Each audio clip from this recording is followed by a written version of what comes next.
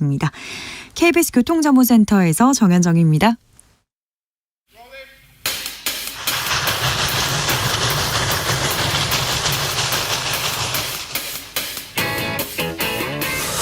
오늘도 열심히 돌아가는 여의도 정치발전소. 험한 정국 장씨 두 사람이 다리가 되어 대한민국 정치 널리 이롭게 해보겠습니다. 정치발전소 장앤장. 자, 정치평론계 최고수들 두 분 모셨습니다. 장성철 공론센터 소장, 어서 오세요. 네, 안녕하세요. 부드러우시네요. 감사합니다. 네. 장윤선 정치전문기자, 어서 오세요. 네, 네. 안녕하세요. 네. 대기실에서 엄청 세게 막 얘기하는. 아니 그러니까 다소곳하게. 의전비서관 가시려고 그러시는 거 아니죠? 저는 감옥만 안 가는 것만 해도 다행이다라고 생각하고 지금요? 사는 사람입니다. 요새 많이 쫄아 계세요. 그러니까요. 윤핵관 뭐 이렇게 네. 쫙 이렇게 친윤 일색 아이고, 이렇게 제 삶을 보세요. 제가 뭐 쫄 사람입니까? 네. 제가 어떻게 살아왔는데. 네, 약간 눈치만 본다. 네. 위축됐다, 수축됐다 이렇게 얘기하겠습니다. 심리적으로 좀 네. 평화와 안정을 찾기를. 예. 근데 대통령실 의전비서관이 한일 정상회담을 코앞에 두고 그만뒀다. 이거는요 조금 상식적이진 않은 것 같습니다. 뭐 상식적일지 않을 때는 네. 어떠한 우리가 생각하지 못하고 네. 말할 수 없는 네. 내막이 있다라고 보시면 돼요. 그렇죠. 내막이 있는 것 같은데 지난 전당대회 때 대통령이 국민의례를 빼먹었다고 탁현민 비서관이 이렇게 지적하더라고요. 그것 때문 아닙니까? 탁현민 때문에 잘렸어요. 아니요. 국민의례를 제대로 치르지 그러니까 않았어요. 장윤성 기자님하고 저랑 네. 여기 주진우 라이브에 나와서 여러 가지 말씀을 드리려고 네. 광범위하게 취재를 했는데 대부분은 말씀드리기 어려운 사항들이다. 물어보면 저희가 대기실에서 저희가 충분히 둘이는 얘기를 했는데 네. 저희 앞에 얘기했거든요. 그런데 그래도 어느 정도까지는 얘기하자.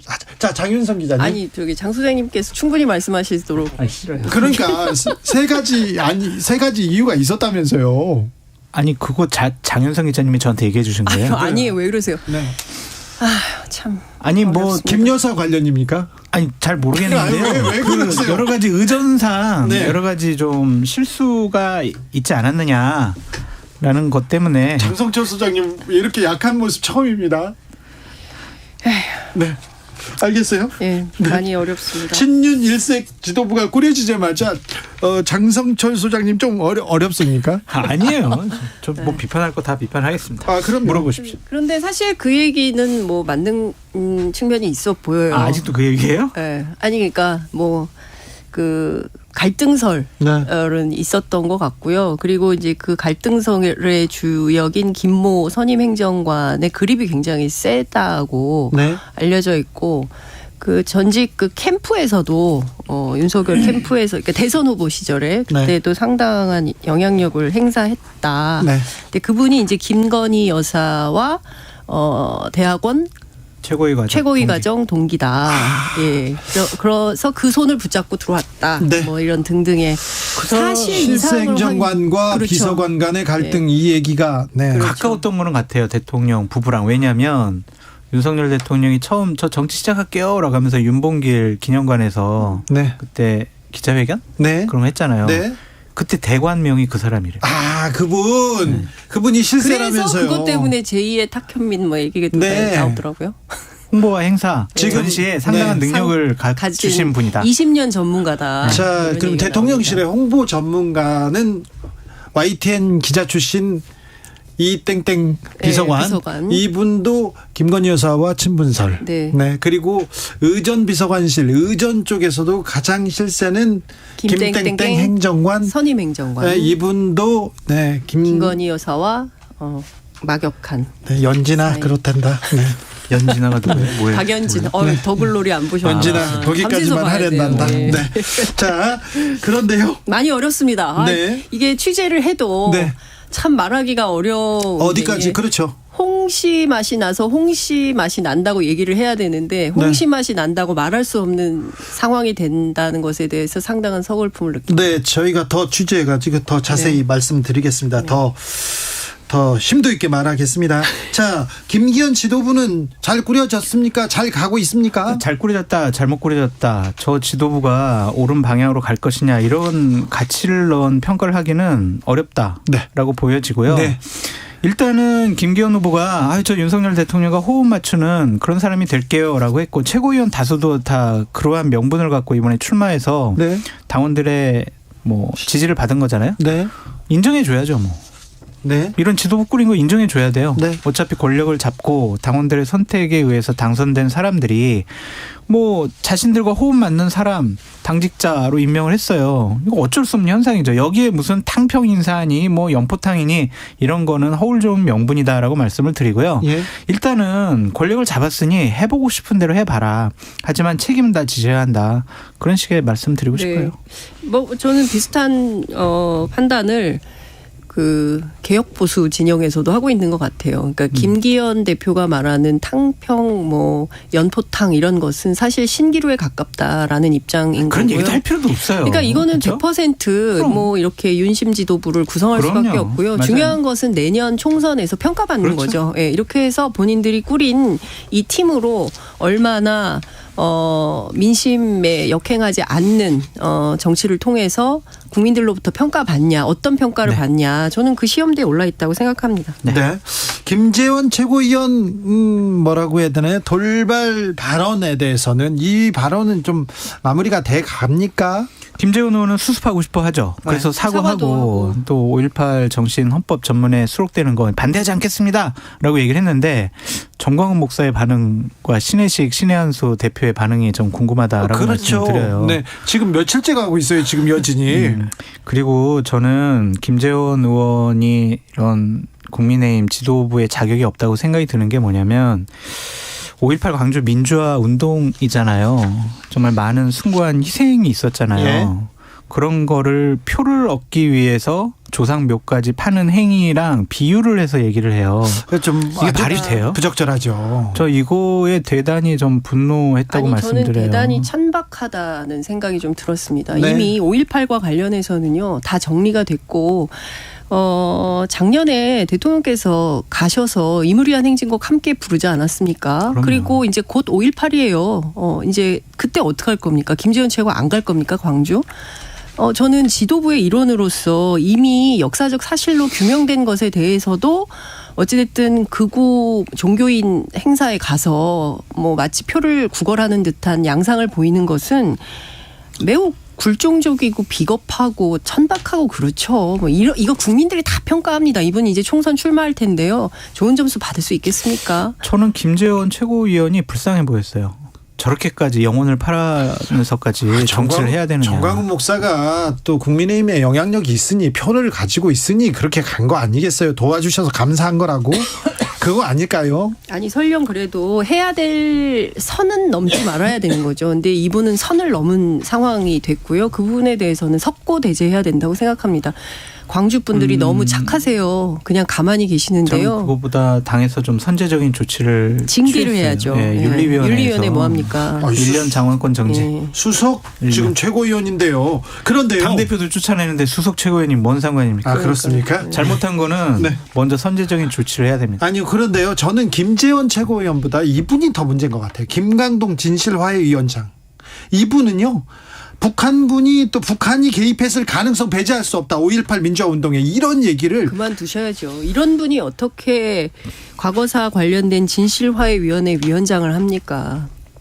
진실화해위원회는 기본적으로 대한민국에 있어서 잘못된 과거사, 잘못된 역사를 돌아보고 평가하고 반성하는 정부기구입니다. 그런 정부기구의 장이 말도 안 되는 얘기를 장관급인사요. 하고 있어요.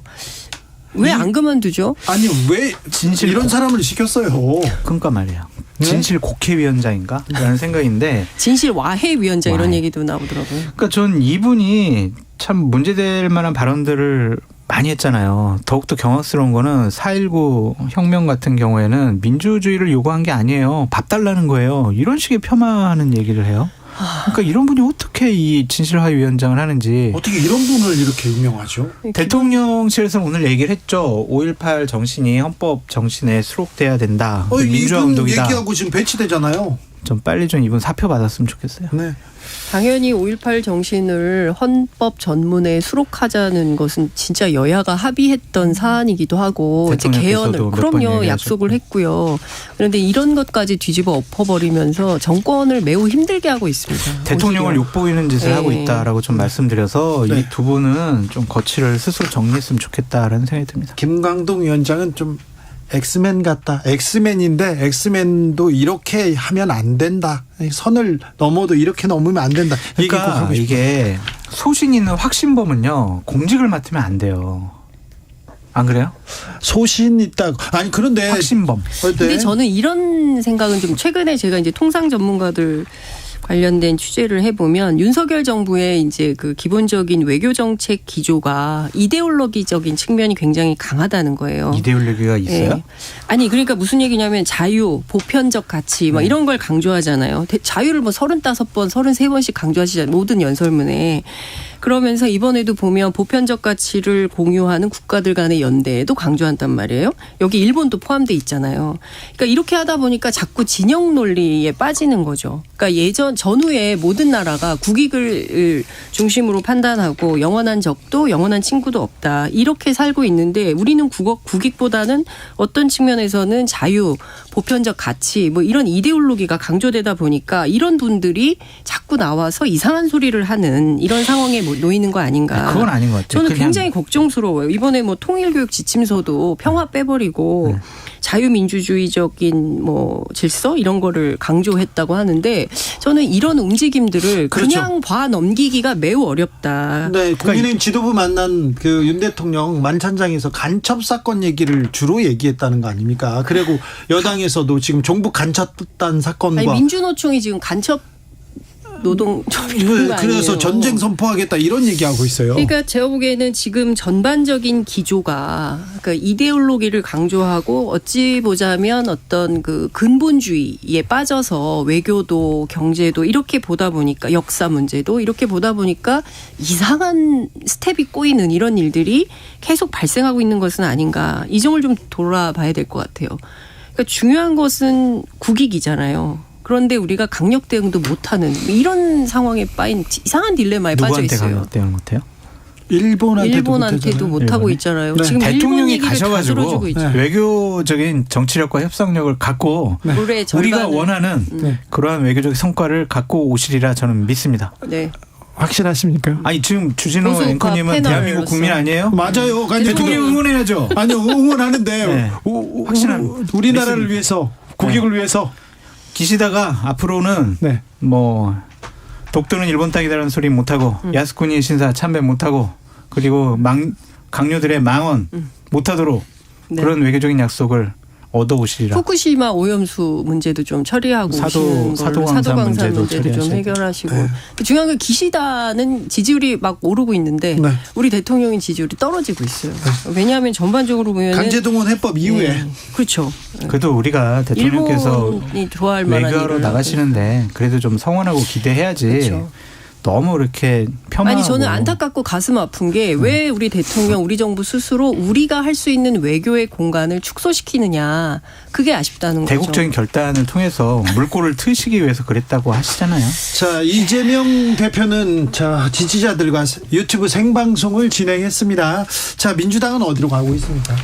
민주당이 제가 오늘 주진우 라이브에 올려면 그냥 올 수가 없잖아요. 그렇죠. 그래서 국회를 또 한 바퀴 휙 돌고 취재를 하고 왔는데 취재할수록 참 어렵습니다. 민주당이요? 많이 어렵습니다. 네. 지금 그 최근에 이재명 대표가 의원회관을 직접 돌아다니면서 의원들을 만나고 있대요. 아, 그래요? 네, 비명계, 반명계라는 사람들을 예. 뭐 이런 얘기는 하지 말라고 했는데 네. 어찌됐든 그 정도로 지금 절박한 상황이라는 거죠. 만나서 얘기하고 그리고 이제 본인이 무엇을 어떻게 하면 좋을지 지혜를 구하고 있다. 이제 이런 얘기들이 나오고 있더라고요. 네. 그리고 또 한 측면에서는 전영수 전 비서실장 사망하고 난 다음에 네. 이 대표가 상당히 심경의 변화가 있다는 것 같아요. 그래요? 예, 그래서 많이 어려워하고 있고 힘들어하고 있다라는 네. 얘기가 그럴 수밖에 없죠. 예. 본인하고 함께 그야말로 동고동락했던 동료가 그런 참담한 죽음을 당하게 됐기 때문에 안타깝죠. 예, 본인 스스로 굉장히 고통스러운 상황인 것 같고요. 예. 근데 또 이제 당 안에서는 당신 그만둬라 막 이런 요구가 물밀듯이 있지 않습니까? 그러니까 그 사이에서 상당히 고뇌가 좀 깊어지는 것 같은데 제가 오늘 취재 가운데 어떤 얘기를 들었냐면 뭐 당대표 나가니 많이 뭐 누가 하니 뭐 원내대표를 그래서 누구로 세우니 누가 가장 유력하니 뭐 별의별 얘기가 막 돌고 있어요. 그런데 다 중요하지 않다. 민주당의 운명은 검찰이 쥐고 있다. 그런 얘기가 나옵니다. 그러니까 검찰이 이재명 대표에 대해서 체포영장을 어떻게 할지, 그다음에 이제 재판 문제가 어떻게 처리될지, 그리고 그 밖에 있는 민주당 중진 의원들에 대해서 검찰이 어떤 정보를 어떻게 갖고 있는지, 그거에 따라서 운신의 폭이 상당히 좁아질 수 있다. 그래서 민주당은 뭘 하려고 할 수가 없는 아주 어려운 곤경한 처지에 있더라고요. 답이 없어요. 민주당. 그래요? 네. 이재명 당대표가 저렇게 버티는 한 답이 없다라고 볼 수밖에 없어요. 도돌이표예요. 계속적으로. 민주당 의원들이 아니 이재명 당대표 어떻게 할 거예요. 그랬을 때 또 검찰발 또 다른 변수들이 나타나면은 뭐를 주도적으로 할 수가 없어요. 야당이. 민주당으로서는 답답한 거죠. 그래서 저는 이재명 당대표가 질서 있는 퇴진에 대한 로드맵을 먼저 좀 밝히시는 게 어떨까라는 좀 생각이 들고, 그 첫 번째 시발점으로 좀 비명계 의원들이 얘기하는 공천과 관련된 민감한 당직에는 좀 비명계 의원들을 먼저 좀 선제적으로 임명하는 것이 어떨까라는 생각이 듭니다. 민주연구원 원장, 사무총장, 사무부총장 이 세 자리 정도는 비명계랑 좀 합의를 해서 좀 탕평인사 하시면은 그래도 약간의 불만이 좀 잦아들지 않을까 싶어요. 민주당 내부의 본격적인 고민은 첫 번째로는 의제 설정이 잘 안 된다. 그러니까 네. 무슨 얘기를 해도 방탄. 네, 그렇게 가기 때문에 본인들이 너무 답답하다. 이를테면은 이제 노동시간 문제와 관련해서도 방탄. 왜 그러세요? 강제동원 얘기도 예, 많잖아요. 강제동원 얘기도 그렇고, 그러니까 뭔가 좀 하려고 하는데 의제 설정이 안 되는 문제에 대한 고민이 굉장히 크고, 두 번째는 그러면 지금 상황에서 막 나가라고 하는데 떠밀려서 나갈 수는 없잖아요. 그래서 어떤 얘기도 나오냐면 퇴로를 만들어줘야 된다. 그런 얘기도 나오고요. 그 앞서 말씀하신 대로 총선 공천권을 내려놓는 동시에 본인 뭐 대선 준비를 하는 방식으로의 어떤 크로스 전략 뭐 이런 것은 어떠냐라는 얘기도 나옵니다. 이렇게 다양한 다종다기한 의견들이 있기는 해요. 그러나 앞서 말씀드린 대로 중요한 것은 민주당의 운명을 스스로 개척할 수 없는 상황이라는 점에 대해서 다들 너무 괴로워하고 있더라고요. 그럴 때 지도자의 결단이 중요한 거예요. 본인이 헌신하고 던지는 모습을 보여야 돼요. 그냥 권력을 왜요? 대표 사퇴는 없을 거다 이런 얘기는 계속되고 있습니다. 대표 사퇴해봤자 지금 뭐 문제가 풀리냐 대안이 있느냐 이런 얘기가 계속 민주당에선 또 나오고요. 그게 나는 감옥에 가지 않을 거야. 나는 당대표직을 그만두는 순간 감옥 갈 수 있어. 그리고 감옥에 있는 나의 측근들과 나와 연루된 사람들이 여러 가지 진술을 바꿀 수가 있어. 그럼 나의 사법적인 위험도는 더 높아져. 이러한 판단과 생각 때문인데요. 그런 거 그냥 다 버리시고 민주당과 진보 진영만 생각을 해보시라. 내가 그 자리에 있는 것이 민주당의 총선 승리에 과연 긍정적이고 도움이 될 것이냐 아닐 것이냐. 민주당 의원들을 왜 힘들게 해요. 진보 진영 사람들도 막 갈려가지고 뭐 좀 힘들어하잖아요. 그러니까 그걸 풀어주는 거는 지도자의 결단에 의해서만 가능해요. 그러니까 뭐 이재명 대표 스스로도 아니 내가 그만둬서 정리될 수 있는 판이라고 한다면 나 빼고 잘 된다고 하면 아니 뭐 내일이라도 그만두겠다라는 생각이 없는 것은 아닌 것 같아요. 근데 중요한 것은 이재명 빠지면 판정리가 되고 내일부터 지지율이 확 오르면서 민주당 정말 잘합니다. 국민의 정당 이렇게 평가받냐. 꼭 그렇지만은 않다라는 내부 고민도 실제로 존재하더라고요. 그 고민을 친명계 의원들이 하는 거 아니에요? 아니 친명이든 비명이든 다 똑같이 그런 고민들은 하고 있어요. 그래서 방법론에 대해서 다양한 고민들이 있고 여기에 대해서는 집단적인 어떤 집단지성이 모여야 된다. 토론이 필요하다. 이제 이런 얘기를 하고 있고 아마 내일 더민주하고 더미래하고 만나서 저 대표하고 회동하는 그 기회가 있을 텐데요. 그 자리에서도 또 뭐 여러 가지 얘기가 나올 수 있겠죠. 그런데 이제 대표 사퇴와 관련해서는 근데 또 정치라는 게 참 재밌는 게 경우에 따라서 대표가 물러날 경우에 대비해서 또 대표 선거를 준비하는 사람들이 둘이나 있더라고요. 지금 대표 선거를 준비한다고요? 하고 있는 분들이 둘이나 있다는 소문이 있습니다. 그러니까 지금 그만두면 대표 경선을 다시 하기 때문에 아마 가을쯤 비대위 체제로 넘어가지 않을까 하면서 비대위를 생각하는 사람도 또 있다면서요. 그러니까요. 네.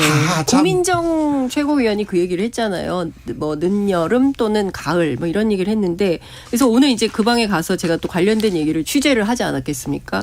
그러니까 왜 늦여름 뭐 가을 얘기가 나오냐 했더니 8월 29일 날 민주당 전당대회 1주년이 되는 그렇습니다. 날이잖아요. 1년 임기가 남으면 만약에 그 전에 사퇴를 하면 선거를 다시 치러야 되는데 그 이후 지나면은 비대위 체제로 간다 이거 아닙니까? 그렇죠. 네.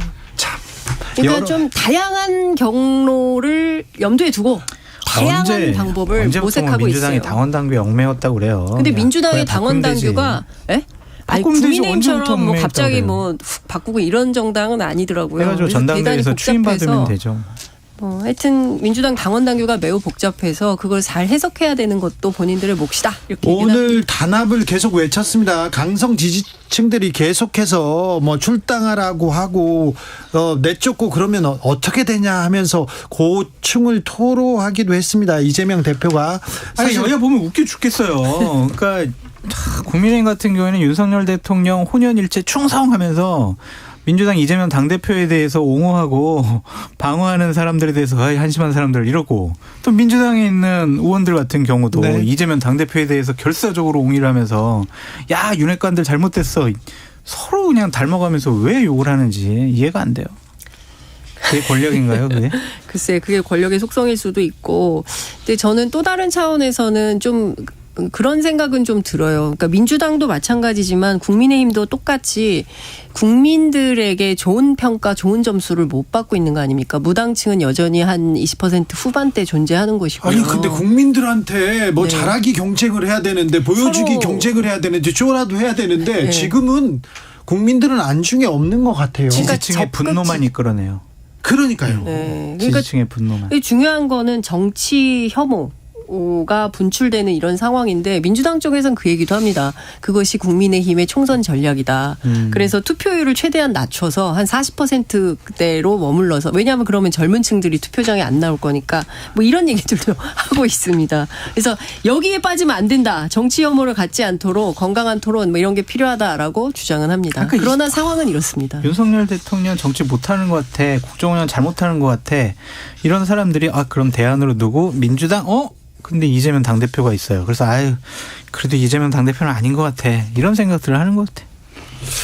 뭐 누구 한 사람에 의해서 좌우되는 정치의 시대는 저는 끝났다고 보고요. 중도층은 이재명 당대표 때문에 눈길이 안 가는 부분이 많이 있어요. 중도층이 또 윤석열 대통령한테 마음을 주고 있지 않습니다. 그 얘기를 제가 했잖아요. 방금 전에. 그런 알겠어요. 분들이 왜 대안 세력으로 민주당을 왜 선택을 못하느냐. 그러니까 그게 한 30% 있는 거예요. 네. 27에서 29 정도가 계속 윤석열 정부 출범 이후에 1년간 유지되는 이른바 무당파층이 30%가 계속 존재하고 있다는 거죠. 그러니까 결국에는 내년 총선에서 이 무당파 중도층을 누가 흡수하느냐에 따라서 승패가 갈리는 싸움인데 이렇게 해가지고는 둘 다 마이너스 게임인 거죠. 지금 계속 마이너스 경쟁을 하고 있는 것 같아요. 예. 네.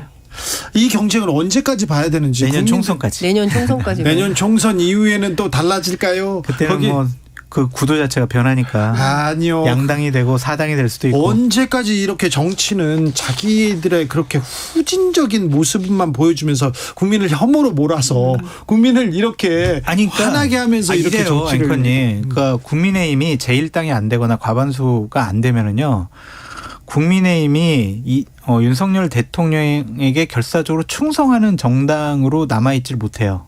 그거는 바뀔 수밖에 없고 민주당도 마찬가지예요. 그렇죠. 근데 김기현 일당 안 되면 그러니까 김기현 지도부 관계자한테 제가 들어보니까 김기현 대표의 꿈이자 목표가 네.